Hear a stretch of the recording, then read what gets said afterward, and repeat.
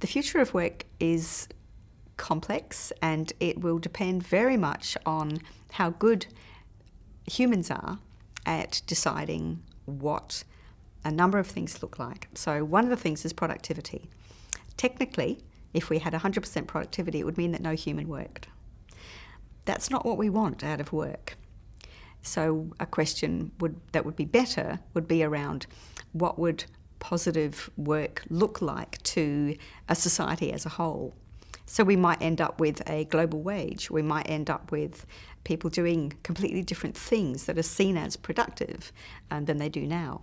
What we've got right now, which is a snapshot, is the low end of work, which is very manual and highly flexible, is actually more difficult for technology. Technology is really good at crunching huge amounts of data, aggregating it and giving you patterns. So AI is terrific at that.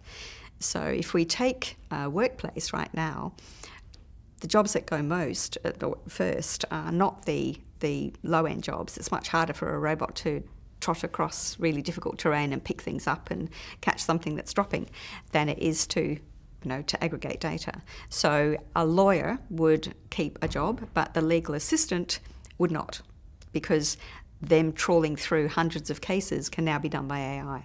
So it's more complicated in terms of how it's going to shape the future of work. But it means we've got to really think a number of things. We've got to think about what is productivity. We've got to think about our education and what that means for educating people to live in a world where work is not going to be the way that we see it now. We've got to think about the role that being useful and productive plays in terms of humans, because it's critical in a human system. We need to feel productive and useful, and we also need to feel connected, and we need to feel a sense of belonging.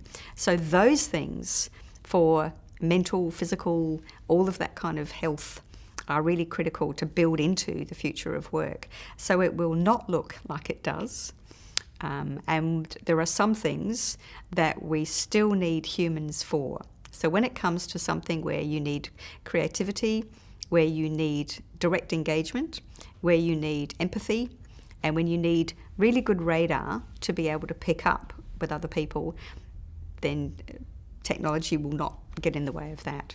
Even facial recognition that picks up an expression is completely different than something being able to feel what you feel and being able to empathise. And no, we're not there yet.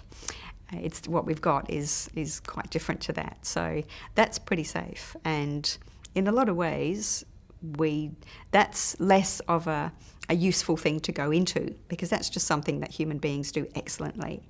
So we should be looking at other ways to use technology in really wonderful ways to help us.